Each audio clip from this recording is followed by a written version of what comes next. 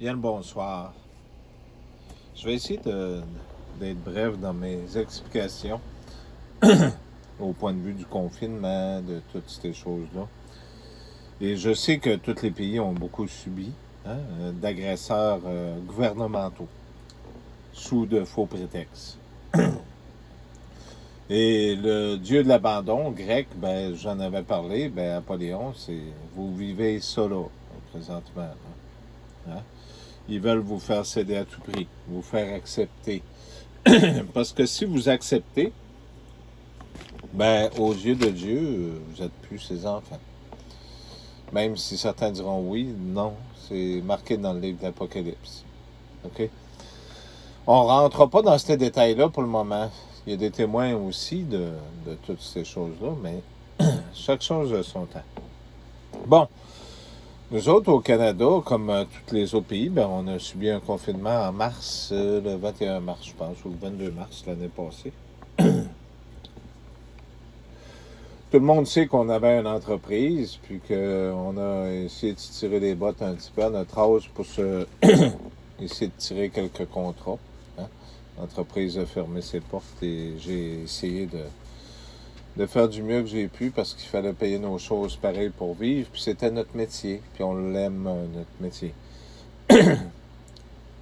Dans ce confinement-là, ben, on a été pris au dépourvu. Ben, en plus d'être dans le chemin, ben, on a été pris dans une autre ville. Hein? Fait qu'il fallait se déplacer d'une ville à l'autre pour pouvoir aller travailler parce que nos clients, ils étaient là-bas, ceux-là qui ont compris qu'est-ce qu'on pouvait vivre. Parce qu'ils savaient très bien qu'on n'était pas des voleurs comme beaucoup ont prétexté ou des menteurs. Mais je ne rentrais pas dans ces détails-là parce qu'il y en a beaucoup qui ont travaillé pour nous détruire notre entreprise. Ce qui est important, c'est les petits amis de vos ministres, de ces petites choses-là, ce qu'on parle aujourd'hui. Hein? Puis des arnaques que les gouvernements nous donnent, puis qu'après ça, qu'ils viennent les rechercher d'une autre façon. Ben, comme bien des Canadiens, ben, on n'a pas eu le choix, on a eu recours au PCU. Pas totalement, mais il a fallu aller en chercher un peu. On n'avait pas le choix, on n'avait plus de revenus. On avait des contrats, mais on ne pouvait pas aller les faire. Justin Trudeau, au Canada, a sorti des subventions. Je vais vous donner un exemple parmi tant d'autres, parce que nous autres, étant une petite entreprise, on n'a pas les moyens de se payer une comptabilité, mais on ne vit pas au crochet de la société. Fait qu'on s'organisait du mieux qu'on peut avec notre compte personnel en étant enregistré de fonctionner. Puis peut-être qu'un jour, on espérait peut-être, comme tout le monde, d'avoir un petit louche, puis peut-être de donner cette gestion-là à des comptables. Mais ce qui me surprendrait, mais en tout cas, parce que c'est pas dur à gérer ce qu'on a à gérer. Fait qu'on avait des contrats, j'ai téléphoné à plusieurs reprises. Nous autres, on travaille à l'extérieur, on n'a pas de contact physique. Fait que j'ai téléphoné à plusieurs reprises au gouvernement du Québec, puis tout ça. Puis là, dans ce temps-ci, vous avez remarqué qu'à toutes les fois qu'il y a une fête, ben, il arrive puis il la condamne en faisant ça pour vous faire abandonner. Hein? Fait que là, ben, ils viennent de trouver plein de cas. Puis ça a donné qu'ici, dans le coin, ben, l'école qui ont pointé du doigt, ben, il n'y en avait pas tant que ça, des cas. Puis on connaît du monde qui sont là. Puis ce qui s'est avéré être un grave virus mortel, ben, ça a été... on pense qu'il y avait peut-être quelque chose. Mais en tout cas... Ben, en ayant eu recours à ces programmes-là, comme beaucoup l'ont eu, j'ai pas de honte à ça, mais c'est sûr qu'on va payer de l'impôt. Hein? Ben, Justin Trudeau nous a dit que c'était un beau cadeau, mais le provincial, qui n'a pas aidé du tout, vient tirer de l'impôt de ça pareil à la fin de l'année. Hein? Vous comprendrez. Ben, nous autres, tant bien que mal, avant de commencer à... C'était pas une question d'orgueil, mais de demander cette aide-là, ben, on espérait tout le temps pouvoir aller poser nos jobs, puis on prenait des contrats, puis ainsi de suite, puis du mieux qu'on pouvait. Puis nous autres, notre rapport de taxe, ben, c'est une fois par année. Il y en a qui vont dire que c'est mieux aux 3 mois, mais moi, c'est une fois par année. Ça fait que je me suis dit, bon, ben, on va sûrement se replacer parce qu'on se fie sur les promesses, puis c'est jamais eux autres les coupables, là, vous comprendrez. Fait que c'était pas des gros montants, mais on s'est servi des montants des taxes en espérant que ça allait finir par se replacer, comme beaucoup le font. puis qu'on allait pouvoir recommencer à travailler parce qu'on avait des contrats qui attendaient. Jusque-là, c'est pas pire. Fait qu'on retarde un petit peu, le confinement, tout ça. Les entreprises qui ferment, vous comprendrez que c'est le but, c'est de faire fermer ceux-là qui restent pour que ceux-là, des petits amis, restent debout. Hein? Parce qu'ils veulent une mondialisation, y compris d'Amazon, les entrepôts d'Amazon, puis le reste. Là, hein? La nourriture va être centralisée aussi, puis ils vont vous dire que c'est pour être désinfecté, puis c'est très, très surveillé. Ça fait que dernièrement, j'ai pas eu le choix, il a fallu que je fasse mon rapport, puis il faut qu'on prenne des ententes, de l'argent qu'on doit à Justin Trudeau avec le gouvernement du Québec. Fait qu'en prenant cette entente-là de paiement, on comprend qu'ici au Québec, on n'a pas le droit de changer l'entente. Mais là, présentement, on n'a pas le choix. On vit en partie du PCRE, parce qu'il fallait être capable de se redémarrer, de faire quelque chose.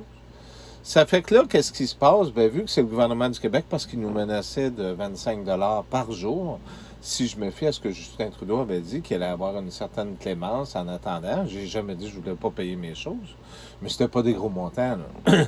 Fait que de 25 $ par jour, plus amende, plus frais, plus pénalité, là, ça montait des montants exorbitants. Fait qu'on n'a pas le choix, il faut appeler, puis il faut faire des chèques, vous comprenez? Même si on n'a pas d'argent, il faut faire des chèques. Fait que l'argent qui m'aide à survivre, parce que là, comme petite entreprise, j'ai des contrats encore. L'argent qui sert à subvenir à nos besoins, là, présentement, comme le PCRE, on n'a pas le choix, on ne peut pas y aller. Là, ils viennent de rebloquer encore. Là. L'argent qui survit à ça, là, je suis obligé de le prendre du Québec, de mon aide gouvernementale pour survivre, pour le repayer au Québec pour qu'ils puissent venir chercher des taxes là-dessus, des choses, puis leur donner au gouvernement fédéral aussi. C'est une chose, c'est correct, mais donc on n'a pas d'aide parce que ce montant-là, il nous restera pas. Ça fait que on n'a pas le choix, il faut essayer de trouver un plan B, essayer de trouver d'autres contrats ou essayer de trouver un autre job. Mais c'est pas toujours évident avec les petits amis. On va donner notre nom partout, puis tout le monde engage, mais il n'y a jamais personne qui est engagé, mais il y a plein de postes ouverts partout. Le contexte des petits amis. Ce que je voulais vous parler de la subvention que Justin Trudeau avait donnée de 40 000 $, c'était un beau cadeau pour aider les entreprises, mais c'était pour les moyennes entreprises, pas pour les petites comme nous autres, là, parce que il aurait fallu avoir des locaux, des choses, puis tout ça, mais comme si nous autres, on n'avait pas de compte à rendre avec nos compagnies de crédit, parce qu'on a des prêts, on a des fournisseurs, on a des choses à payer, ça passait pas directement, mais il y avait moyen de le faire la demande pareil. Mais exceptionnellement, vu qu'on n'avait pas un compte commercial, les institutions financières fermaient la porte à des gens comme nous. Parce que ça prenait un compte commercial. Mais pourtant, on est enregistré au gouvernement, on a des numéros de taxes, on a toutes ces choses-là, mais on ne pouvait pas payer les montants de ça.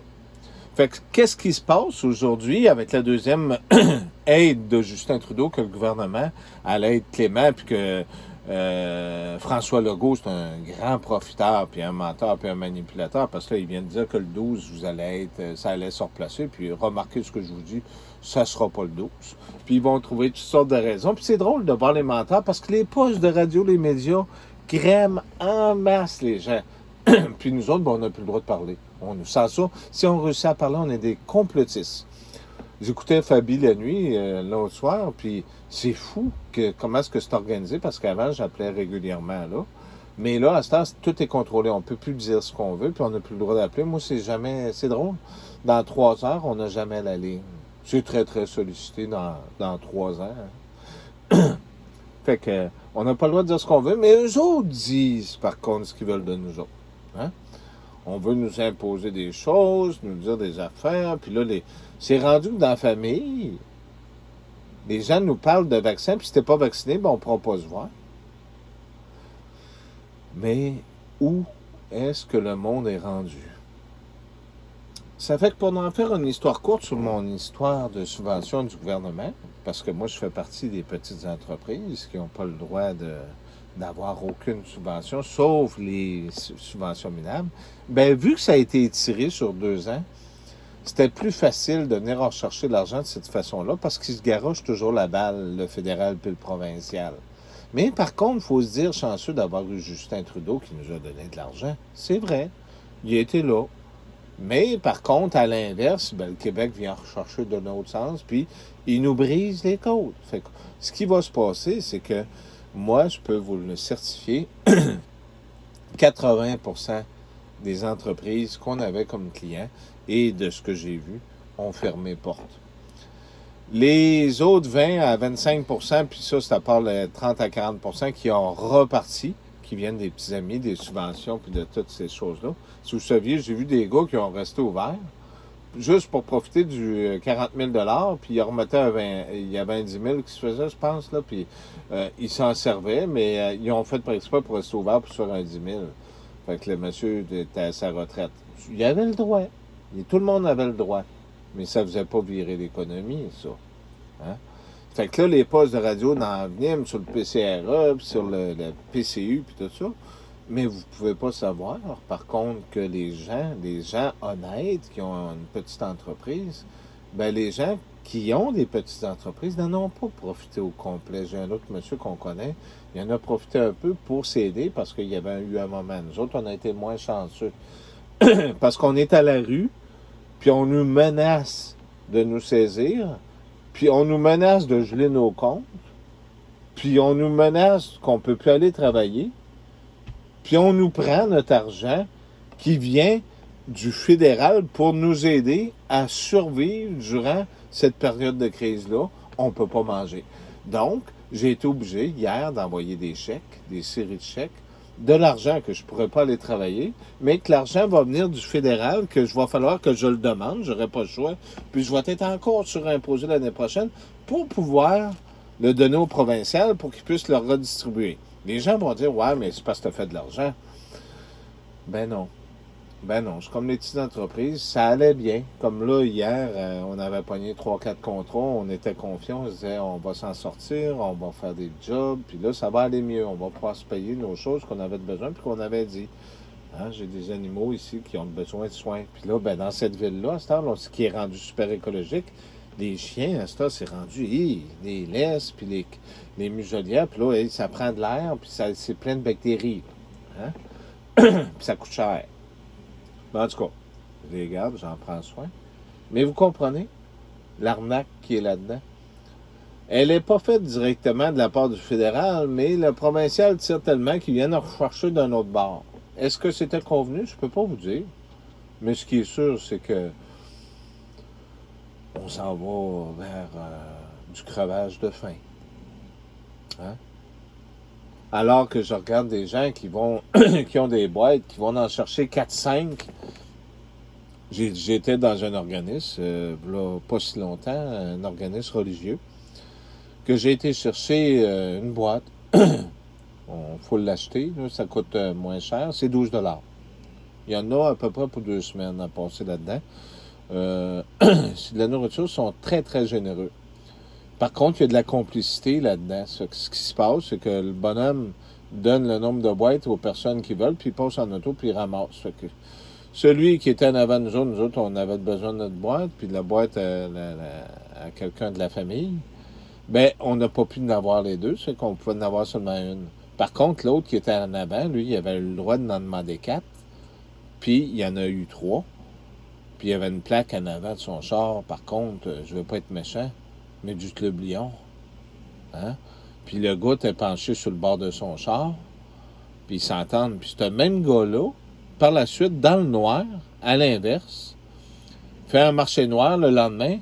Puis il vend des mêmes boîtes avec les restants des autres boîtes que les gens ne veulent pas, de leur chum, puis tout ça. Puis ils les revendent au même prix. Fait qu'il va chercher un petit 100-150$ là-dessus le lendemain. Le samedi. Je sais pas si vous comprenez. Hein? Ben, on en a donné plus que de la moitié de la boîte à quelqu'un qui a payé, elle a cotisé, la famille. Mais j'ai dit à Nathalie, j'ai dit, ben, on n'en demandera plus, on va essayer de s'organiser. Mais là, on va s'organiser comment? Vous comprenez? Le PCU, le PCRE, il faut le donner au gouvernement. Puis, le, les autres revenus, on ne peut pas aller travailler, puis pourtant on a des jobs, mais on ne peut pas aller les faire. On n'a pas le droit. On travaille dehors, on va contracter peut-être des virus. En passant, c'est un montant des taxes-là. Ben, ce qu'on a fait, c'est qu'on s'en est servi pour ne pas être obligé de faire faillite, pour payer des cartes de crédit, payer des fournisseurs. On s'est gardé la tête, puis on a resté fiers pareil au-dessus de l'eau, puis on s'est dit, on va aller poser nos jobs, puis tout ça. Quand on s'en sort un petit peu, ben les jaloux, même dans notre propre famille, viennent, puis ils disent l'inverse. Puis ils font tout pour qu'on soit dans la misère. Mais c'est pas grave, écoutez. C'est pour ça, Philippe et vous tous, que je vous disais, je sais c'est quoi la misère. Allez pas penser qu'on vit dans la luxure. Hein? On vit dans une roulotte qui fonctionne pour l'été. On vit l'hiver là-dedans, avec de la glace sur les murs. Hein? On nourrit les gens comme on peut, puis nos amis, puis on leur donne tout ce qu'il leur faut, puis on se fait des giblottes. On fait du mieux qu'on peut. Il faut passer par là. Parce que les gens riches vont prendre le contrôle. Puis je suis pas d'accord à ce que les gens, d'autres personnes, d'autres peuples soient exécutés ou tués pour ça. La journée où le Québec ou la France ou tous les autres pays vont prendre conscience que leurs dirigeants ont une entente entre eux, puis ce qu'ils font, c'est qu'ils sont après tout simplement vous déstabiliser, vous briser votre économie. Puis quand l'économie va être brisée, c'est pas une question d'argent. Tous les commerces vont être fermés. Dites-moi, quand les derniers commerces des petits amis vont rester ouverts, pensez-vous qu'ils prendront pas le contrôle pour le prix des articles que vous avez besoin de manger, puis est-ce qu'ils vont vous les vendre? Puis si vous avez plus de crédit, vous ne pourrez plus acheter parce que vous aurez plus, c'est un peu comme ce qui s'est passé à Atlanta, vous n'aurez plus de carte de crédit, donc vous ne pourrez pas commander. Vous comprenez ce qui se passe?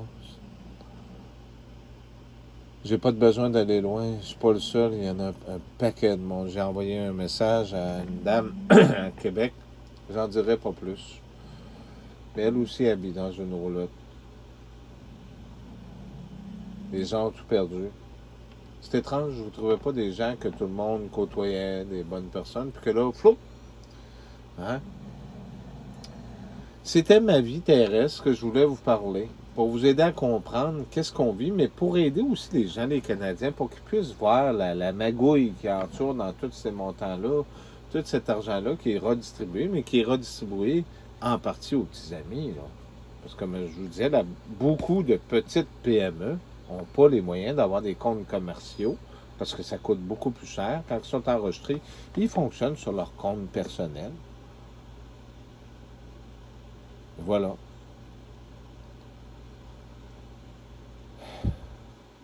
C'est vraiment assez spécial.